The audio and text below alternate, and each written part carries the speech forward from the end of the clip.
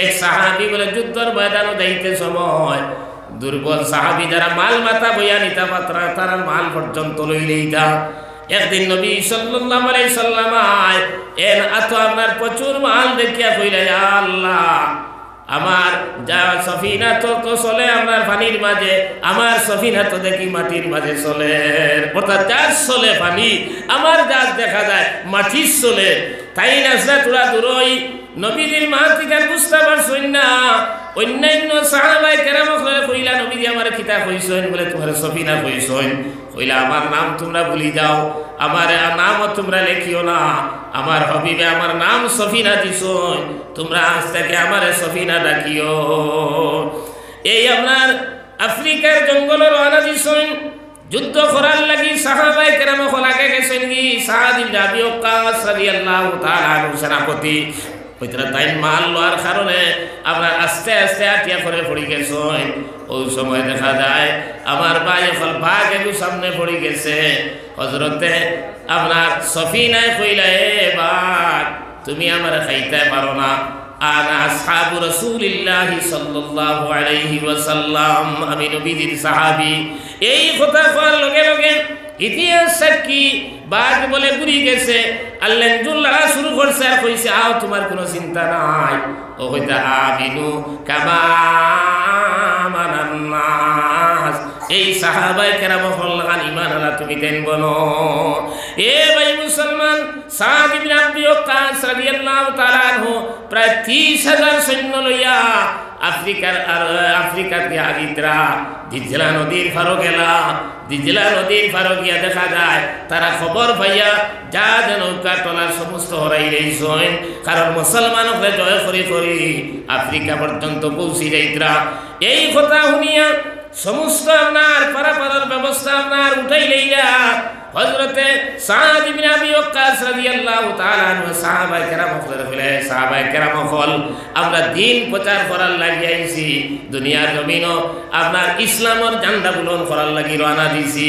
এখন নৌকা নাই, জাহাজ নাই, ফারইতে কিলা অন্তাকি ঘুরিয়া যাইতানি না আপনার দরে আই দিজলা নদীর হবারও ইসলাম লইয়া যাইতাই। তারা এক বাক্যে কইলা, জি না আমরা হয় মরমু আর না ইসলাম হন লইয়া যাইমু। ওই সময় সাদ ইবনে আবি ওয়াক্কাস রাদিয়াল্লাহু তাআলা আনহু বিসমিল্লাহির রহমানির রহিম কইয়া দিজলা নদীর মাঝে আপনার গুড়ারে সারিলা খরইয়া হাজার হাজার সৈন্য ফল ছুটিছেন। সারা আপনার হিফার থাকি বাগিছেন, কিছু মানুষ উবাত রইছেন।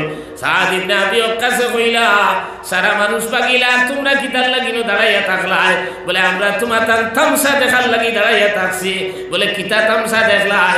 আমরা দেখলাম মরুভূমির বাজে আপনার উট বা গুড়া চলতে সময় জেলা দুল উড়ে দিজলা নদীর মাঝে তুমি যখন পারইয়া রায়, ওই সময় দেখলাম আপনার পানির মাঝে ওলা দুল উড়ে। এর লাগে আল্লাহ তাআলা আমিনু কামা আমানান নাস, ঈমান আনো। এই জাতীয় সাহাবায়ে কেরাম হল্লাখান ঈমান। এই সাদ ইবনে আবি ওয়াক্কাস তারা কইলা, বাবা হললে আমরা তো আফ্রিকার জঙ্গল আই গেছি, আমরা আপনার একটা জায়গা কোন জায়গাখানে আমরা নিরাপদ রইতাম পারবো। ইতা গিয়া কইলা তোমরা আমরা জিকার করি আই। ইতারে গিয়া কইলে রে ইগুন তোরে ফানো লটা ইগুন দেখলাম ইতারে তো আমরা আর কোনো ফলের আখাই যান না। এখন এক কাম করি আমরা, এক কাম করি ওথারে বাগর ফুর আখ বানাইয়া আই শেষ করি লইতাম। ও কইলে সামনে ফুলোর এক বাগান আছে, ওনো যাও, আর ওনো গেলে তুমি যেন আপনার নিরাপদে রইতে পারবা। ও তারা মুসলমান সাদা সিধা এই দোকান ইতরা দোকান বুধবার কোথাও নাই। ও বলে রওনা দিচ্ছেন। কতক্ষণ যাবার পরে দেখা যায় ইনো বাঘ, ভাল্লুক, সিংহ, সাপ, বিচ্ছু ও আলোচনা শুরু করলাম। ইটাই তো আমরা ফুলোর বাগানে পাঠাইছেন না, আমরা তো জমর বাগানে পাঠাই দিছেন। সাদ ইবনে আবি ওয়াক্কাস যখন এই কথা শুনলাম কইলা স্টেজ এখান বানাও।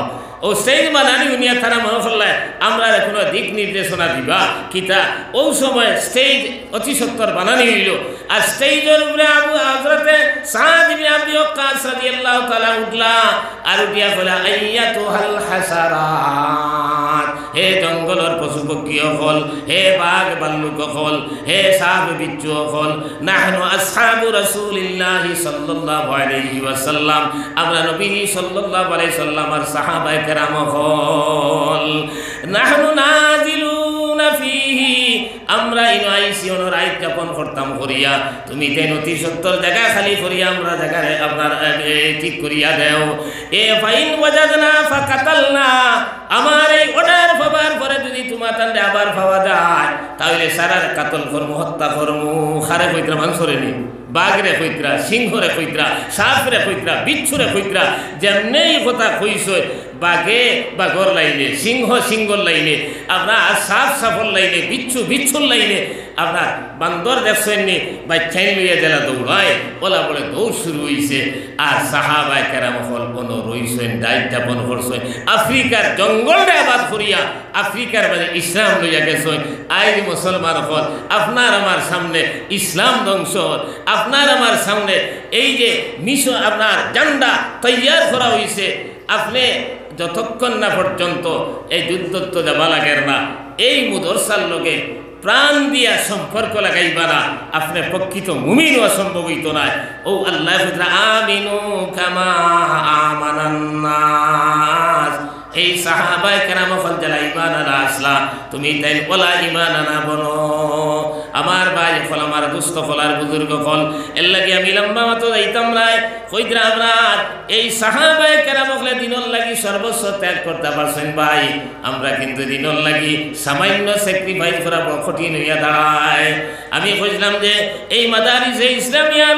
কারণে দুনিয়ার জমিনও কি লাভ মরার পরে কি লাভ আর কাল কিয়ামতের ময়দানও কি লাভ হইব মুসলমান এই মরার সময় কইরা আপনি আর আমি আপনার দুনিয়ার থেকে যাবার পরেও আপনার আমার কবর আযাব মাফ হইব আর কাল কিয়ামতের ময়দান বলে আল্লাহ তাআলা আপনার যখন বিচার করতা তখন বলে ডাকি বাইনাল উলামা আইনাল আইম্মা আইনাল মুয়াজ্জিনুন হে উলামায়ে কেরাম হল তুমি দেন খানো হে মসজিদের ইমাম হল হাফিজ সাহেব কারি সাহেব হল তুমি দেন খানো তখন লক্ষ লক্ষ উলামায়ে কেরাম হল মুয়াজ্জিন হল উপস্থিত হইবা আল্লাহ তাআলা কইবা তুমি তেন আমার খাস মেহমান আমার সিংহাসনের ডাইনদারে তুমি তেন বও আর হও যে লক্ষ কোটি ইনসান আর জিন্নাতরে দেখরায় আমি এর বিচার শেষ করিয়াই এরপরে তোমার তার লোকে খাস বৈঠক বইমু এমএলএ মন্ত্রী মিনিস্টারের বাড়িতে গেলে দেখবা কিছু মানুষরে তার সাফরে গুদিয়া আপনার আসল কুটা ধারাই দিয়ে বলে না আর বাকি এরারে বুঝ দিয়া বাদে আপনার ও হেরার লোকে খাস বৈঠক বয় ওলা বলে আল্লাহ তাআলা আপনার এই সাধারণ মানুষ আর জিন্নাতরে বিচার শেষ করিয়া আইয়া কইবা হে উলামায়ে কেরাম হল হে হাফিজ সাহেব কারি সাহেব হল হে মুয়াজ্জিন হল আমি দুনিয়ার জমিনও তোমার তান্ডে কোরআন হাদিসের জ্ঞান দিছি বড় কষ্ট করিয়া তুমি দেন পড়াশোনা করছো এরপরে তুমি দেন মসজিদে ইমামতি করছো এক মুদরসা পড়াইয়া মানুষের বাচ্চাইন তোরে আলিম বানাইছো হাফিজ সাহেব কারি সাহেব বানাইছো কিন্তু আপনার সমাজে জেলা মূল্যায়ন করার কথা ইলা তোমার তান্ডে মূল্যায়ন করছে না দুনিয়ার জমিনও বড় কষ্ট করছো আজ হাসরের ময়দানে তোমার তান্ডে কষ্ট দিতাম নাই তুমি তাই জান্নাত গিয়া প্রবেশ করো লা ইলাহা ইল্লাল্লাহ তোরা তো আগে দেখো লা ইলাহা ইল্লাল্লাহ ঠান্ডা তো বেশো নাই গরমও নাই তো ত্যাগ করেন লা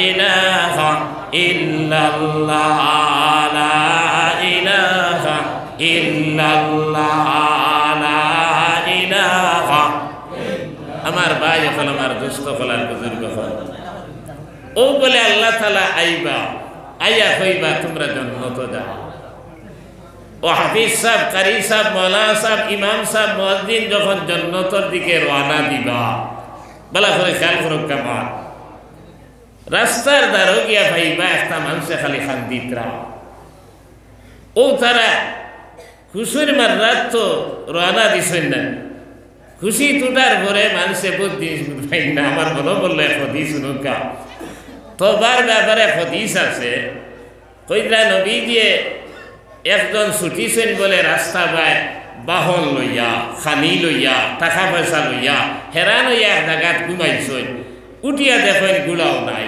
সামানও নাই এখন চিন্তা করলা আঠিয়া জায়গাতেও যাইতে পারতা নাই একজন তাকে আইসলা গন্তব্যস্থলেও যাইতে পারতা নাই এখন কিতা করতাম মরা ছাড়ার উপায় নাই ও বইয়া দিন ধরিয়া চিন্তা করতা হিরিয়া গুম লাগি গেছে আর গুম লাগার পরে এই সময় হদা গইয়া দেখেন বাহনও আইছে খানিও আইছে সারা জায়গা ও কইরা বিসিদ্দাতিল ফরহে খুশির ঠেলা ছুটিয়া বেটা কইছে আল্লাহুম্মা আনতা আবদি ওয়া আনা রাব্বুকা।